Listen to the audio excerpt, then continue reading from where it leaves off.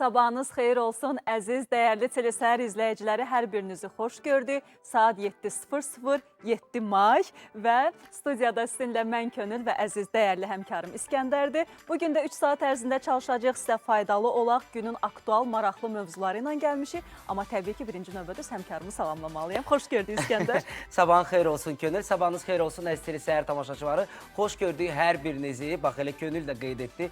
3 saat əslində çox böyük, eyni zamanda kiçik bir vaxtdır. Çünki bir göz qırpımında adətən çalışırıq ki, bu günü keçirək, maraqlı olur. Tamaşaçılarımızla müsabiqələr keçiririk. Bəli. Eyni zamanda viktorinamız bugün də var və qalib o viktorinasında bugün də səhədiyyə təqdim etmək istəyirik. Sizə isə qalan bizim nömrəmizi qeyd etməkdir. 050 245 37 17 bizim WhatsApp nömrəmizdir. Öz fikirlərinizi yaza bilərsiniz süjetlərdən bağlı. Eyni zamanda müsabiqəmizdə də iştirak edin. Bəli, bugün hava gözəldir, yəni dünənlə müqayisə eləsək və əslində biz bugün eyni zamanda payız-qış mallarındakı endirimlərdən danışacağıq İskəndər. Çünki çox zaman olur ki, bəzən qiymət baha olur, eyni zamanda artıq növbəti mövsüm üçün yaxşı geyimlər istəyiriksə, artıq indidən başlayırıq, seçirik, alırıq, bəyənirik və bu kampaniyalardan danışacağıq, hansı mağazalarda nələrə endirimlər var, geniş-geniş danışacağıq. Və eyni zamanda ikinci əl məişət texnikasından danışacağıq ki, adətən əlimiz gəlmir axı təzəsini almağa.